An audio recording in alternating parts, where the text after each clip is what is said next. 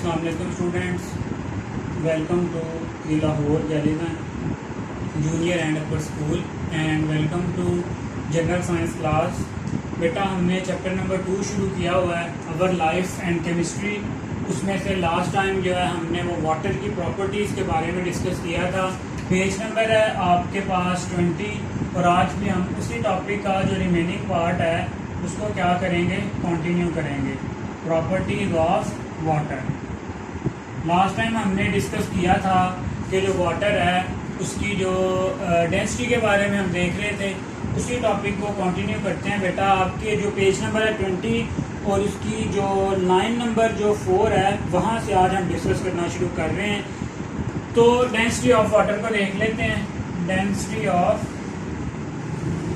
Water, अब जो water की डेंसिटी है बेटा वो मैक्सिमम होती है at 0 degree centigrade, at 4 degree centigrade. जो मैक्सिमम डेंसिटी है वो कहाँ पे होती है आपके पास 4 डिग्री सेंटीग्रेड पे। ठीक है, अब जैसे ही 4 से टेम्परेचर कम होगा तो जो उसकी डेंसिटी है वो डिक्रीज होना शुरू हो जाएगी। ठीक है, अब डेंसिटी है क्या, मैस पर यूनिट वॉल्यूम को, मतलब एक जितना भी किसी चीज का मैस हो और उसके वॉल्यूम के हिसाब से जो उसकी रेशियो होती है उसको हम क्या कहते हैं, डेंसिटी कहते हैं। ठीक है, अब जो आपके पास the density of water is maximum at 4 degree centigrade, the fact that water contracts on cooling from 0 degree to 4 degree centigrade. Water contract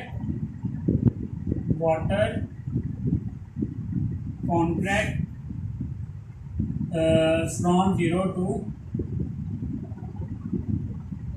4 degree to 0 degree centigrade. अब इस बात से क्या मुराद है, ये लाइन आपने समझनी है बेटा कि जैसे ही वाटर का जो टेम्परेचर है वो 4 डिग्री से कम होगा, 4 से 3, 3 से 2, 3 से 1, 1 से 0, तो क्या होता है कि जो इसकी डेंसिटी है वो क्या हो जाएगी, मैक्सिमम थी, यहाँ पे इसकी डेंसिटी क्या होगी बेटा, डिक्रीज होगी। ठीक है, जैसे ही डेंसिटी डिक्रीज होगी जो वाटर है उसके मॉलिक्यूल्स क्या हो जाएंगे, कॉन्ट्रैक्ट हो जाएंगे एक दूसरे के साथ। ठीक है, the fact that water contracts on cooling from 0 to 4 degree, this property help nature to preserve fish and other aquatic animals. यहाँ पे बेटा जो शॉर्ट क्वेश्चन बनता है वो ये है कि how fishes preserve under ice. अब बेटा आपने देखा होगा कि जो ऐसे कंट्रीज हैं जहां पे बर्फबारी या टेम्परेचर बहुत कम होता है, वहां पे जो झीलें हैं या जो आपके पास इवन समंदर है उसके ऊपर एक बर्फ की तह आ जाती है। ठीक है, लेकिन बेटा बर्फ के नीचे आपके पास जो आबी हयात है जिसमें जो डिफरेंट आपके पास फिशेज हैं या दूसरे जो इक्वेटिक एनिमल्स हैं बेटा वो किस तरह से फिर जिंदा रहते हैं। ठीक है, उसकी रीजन बेटा यही है कि जो मैक्सिमम डेंसिटी है वाटर की वो कहाँ पे है, 4 पे है, लेकिन जैसे ही वो जो उसका टेम्परेचर मजीद कम होगा, जब आइस बनना शुरू हो जाएगी तो आइस कहाँ आ जाएगी, ऊपर आ जाएगी, लेकिन नीचे तो क्या रहेगा, वाटर मौजूद रहेगा, क्योंकि वाटर की जो डेंसिटी मैक्सिमम कहाँ पे है, 4 डिग्री सेंटीग्रेड पे। ठीक है, तो जो नीचे आबी हयात है, जो नीचे रहने वाली फिशेज वगैरह हैं वो वहां पे क्या रहेंगी, सेव रहेंगी। और वो किस तरह जिंदा रहेंगी, वो जो नीचे वाटर मौजूद है उसमें डिफरेंट तरह की जो गैसेज हैं वो डिवॉल्व होती हैं, और बेटा उन्हीं गैसेज को यूज करते हुए जो फिशेज हैं या दूसरे एक्वेटिक ऑर्गेनिजम्स हैं वो क्या करते हैं, वहां पे सांस लेते हैं। सो वाटर की जो डेंसिटी मैक्सिमम 4 डिग्री सेंटीग्रेड है, इसी वजह से यही रीजन है बेटा कि जो आपके पास फिशेज हैं वो अंडर द आइस क्या रहती हैं, प्रिजर्व रहती हैं। ठीक है, when cooling of water starts as winter approaches the density of water increase until it reaches at its maximum। ठीक है, क्या होता है आपके पास कि जैसे ही कूलिंग शुरू होती है विंटर में वाटर की जो डेंसिटी है वो इंक्रीज हो जाती है। ठीक है, जैसे ही कूलिंग स्टार्ट होती है विंटर में आपके पास जो डेंसिटी है वाटर की वो क्या हो जाती है, इंक्रीज होना शुरू हो जाती है, और मैक्सिमम कहाँ पे होती है, 4 डिग्री सेंटीग्रेड पे। मैक्सिमम कहाँ पे होती है, 4 डिग्री सेंटीग्रेड पे, लेकिन जो कूलिंग है वो सिर्फ 4 डिग्री तक नहीं होती, वो तो बेटा आगे भी होनी है। सो जब 4 डिग्री से 0 डिग्री तक टेम्परेचर जाता है जहां पे बर्फ बनती है, तो क्या होता है, जो डेंसिटी है वो डिक्रीज हो जाती है। जैसे डेंसिटी डिक्रीज होगी एज अ रिजल्ट आइस ऊपर आ जाएगी, नीचे क्या रहेगा बेटा, वाटर रहेगा। ठीक है, as winter approaches the density of water increases until it reaches its maximum, thus water is heavier at 4 degrees centigrade and sink into the bottom. Water is heavier at 4 degrees centigrade and sink in water. Sink in water कह सकते हैं या simply sinking कह दें कि नीचे चला जाता है। तो जो वाटर है वो भारी होता है 4 डिग्री सेंटीग्रेड पे, जिसकी वजह से वो बॉटम में चला जाता है। ठीक है, अब जैसे ही उसकी जो डेंसिटी है वो further cooling down the surface layer below 4 degree centigrade and since the density of water now lower than the water at 4 degree centigrade, अब अगर टेम्परेचर 4 डिग्री से भी कम होगा तो जो आपके पास डेंसिटी है वो क्या हो जाएगी, मैक्सिमम तो यहाँ पे थी, डेंसिटी क्या हो जाएगी, डिक्रीज हो जाएगी। जैसे ही डेंसिटी डिक्रीज होगी तो आपके पास जो आइस है वो ऊपर आ जाएगी। सॉलिड जो आइस है आपके पास, सॉलिड आइस ऑन सरफेस, और जो आपके पास वाटर है वो नीचे रहेगा। ठीक है, सॉल्युबल एयर, पानी में जो है आपके पास एयर डिसॉल्व है वहां पे, उसकी मदद से जो प्लांट्स, जो नीचे जो पानी में रहने वाले प्लांट्स हैं या एनिमल्स हैं, फिशेज हैं, वो जिंदा रहते हैं। एक बार फिर से देखें कि जो वाटर की डेंसिटी है मैक्सिमम है 4 डिग्री सेंटीग्रेड पे। ठीक है, मतलब जो मैक्सिमम भारीपन है पानी का वो 4 डिग्री सेंटीग्रेड पे है, लेकिन बेटा जो आपके पास बर्फ बनती है वो कितने पे बनती है, 0 डिग्री सेंटीग्रेड पे। तो जब 4 से 0 डिग्री सेंटीग्रेड की तरफ मूव करेंगे तो जो डेंसिटी है वो क्या हो जाएगी, कम होगी। जैसे ही डेंसिटी कम होगी आइस ऊपर आ जाएगी, वाटर पहले से नीचे है, उसमें जो एयर है वो डिसॉल्व है, जो डिफरेंट सब्सटेंसेस हैं वो डिसॉल्व है, उनकी मदद से जो लिविंग ऑर्गेनिजम्स हैं बेटा वो क्या रहते हैं, वहां पे जिंदा रहते हैं। So this is the answer of the question, how fishes preserve या how fishes and other aquatic organism live under the ice. तो अगर ये पूरा क्वेश्चन आए, write a detail note on properties of water, तो बेटा ये लॉन्ग क्वेश्चन है, इसमें से जितने शॉर्ट क्वेश्चंस बनते थे वो मैंने आपको यहाँ पे बता दिए हैं। एक जो मोस्ट इंपॉर्टेंट प्रॉपर्टी है वाटर की वो ये है, water as universal solvent, water as universal solvent. चलें, अब पहले तो पता होना चाहिए आपको सॉल्यूट क्या है और सॉल्वेंट क्या है, फिर ही आपको समझ आएगी।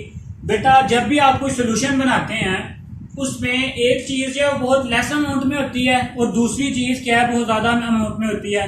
फॉर एग्जांपल हम घर में पानी में चीनी डालते हैं, ठीक है, तो पानी क्या है, सॉल्वेंट, और चीनी कम होती है, चीनी को हम क्या कहते हैं, सॉल्यूट। तो वाटर की बेटा ये एक बहुत इंपॉर्टेंट प्रॉपर्टी है कि ये बहुत सारी चीजों को अपने अंदर क्या कर लेता है, डिसॉल्व कर लेता है, और इस वजह से हम इसे कहते हैं यूनिवर्सल सॉल्वेंट, कुदरती तौर पे पाया जाने वाला सॉल्वेंट।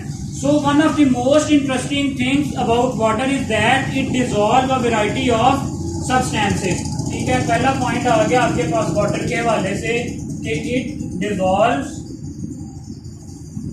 क्या, ए वैरायटी ऑफ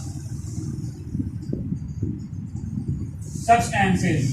मतलब आप देखते हैं कि बहुत ज्यादा जो सब्सटेंसेस हैं वो पानी में डिसॉल्व हो जाते हैं।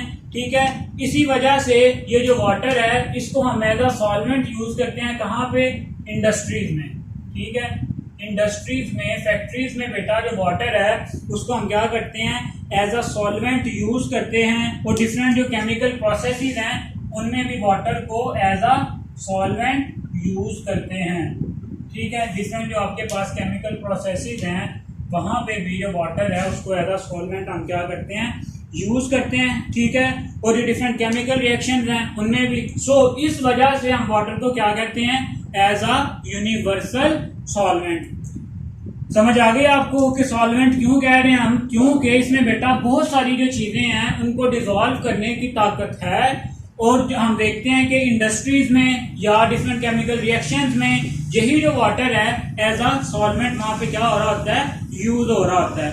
अब यहाँ पे बेटा टेम्परेचर के साथ साथ टेम्परेचर का रिलेशन बताया गया है, temperature with solubility, relation of temperature with solubility. Solubility से मुराद है किसी चीज का है हल होना, रिलेशन यहाँ पे लिख लेते हैं आप, relation of temperature with solubility. बेटा देखें अब जनरली क्या होता है, जैसे ही हम टेम्परेचर को बढ़ाते हैं तो जो डिसॉल्व करने की किसी भी सॉल्वेंट की एबिलिटी है वो इंक्रीज हो जाती है। सिंपली अगर हम क्या लिखना चाहें तो इस तरह से लिखेंगे कि when the temperature is increased, तो क्या होगा, आपके पास जो सॉल्युबिलिटी है वो भी क्या हो जाएगी, इंक्रीज हो जाएगी। ठीक है, the solubility of solid increases with increasing temperature, different solutes have different solubilities at particular temperature. हमारे पास बेटा डिफरेंट तरह के जो सोल्यूट्स हैं उनकी जो डिफरेंट सॉल्युबिलिटीज होती हैं, मतलब कोई एक चीज है वो एक टेम्परेचर पे में भी कम डिजॉल्व हो और उसी टेम्परेचर पे जो दूसरी चीज है वो पूरी डिजॉल्व हो जाए। तो डिफरेंट सोल्यूट्स, इंपॉर्टेंट जो पॉइंट है यहाँ पे वो ये है कि डिफरेंट सोल्यूट क्या है, जो ऐसी चीज जो किसी सॉल्वेंट में डिजॉल्व की जा रही हो, डिफरेंट सॉल्युबिलिटीज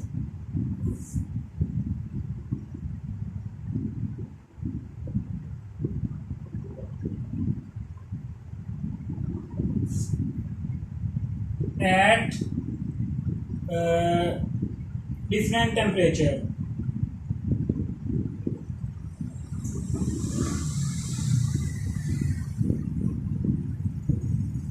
ठीक है, कि जो आपके पास डिफरेंट सोल्यूट्स हैं, इससे मुराद ये है बेटा कि अगर कॉमन सी एग्जांपल लें, फॉर एग्जांपल हमारे पास एक में है आप कह सकते हो जार है, जार में वाटर है, एक में हमने क्या लिया हुआ है, शुगर। ठीक है, और दूसरा जार है उसमें हमने क्या लिया, वाटर में हमने क्या डाल दिया है, सॉल्ट।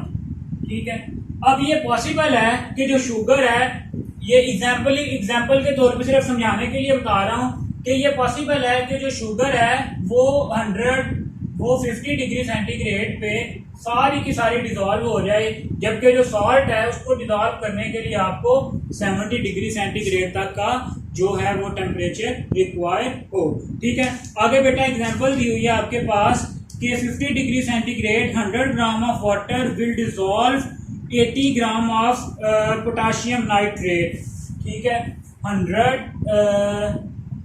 ग्राम वाटर है, ठीक है, 100 ग्राम वाटर डिजॉल्व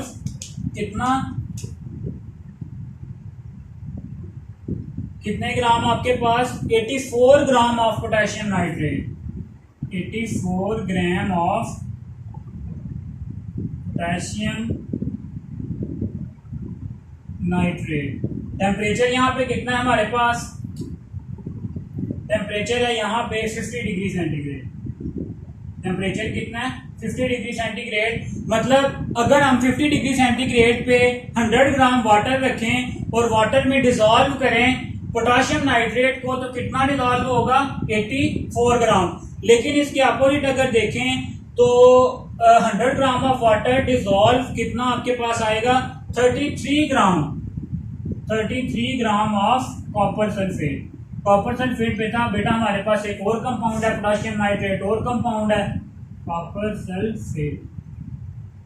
तो देखें वाटर भी उतना है, टेम्परेचर भी उतना है, लेकिन जो डिजॉल्व करने की जो कैपेसिटी है वो डिफर कर रही है विद द डिफरेंट कंपाउंड्स।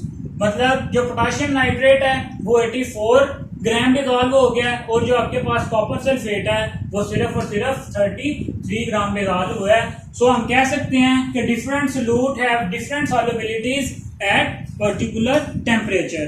ठीक है, अब बेटा इसके अलावा जो है आपके पास जो वाटर है वो तमाम तरह की जो गैसेज हैं वो भी उसमें डिजॉल्व होती हैं। Besides these all gases can dissolve in water to some extent, मतलब जो गैसेज हैं वो भी वाटर में क्या हो सकती हैं, डिजॉल्व हो सकती हैं।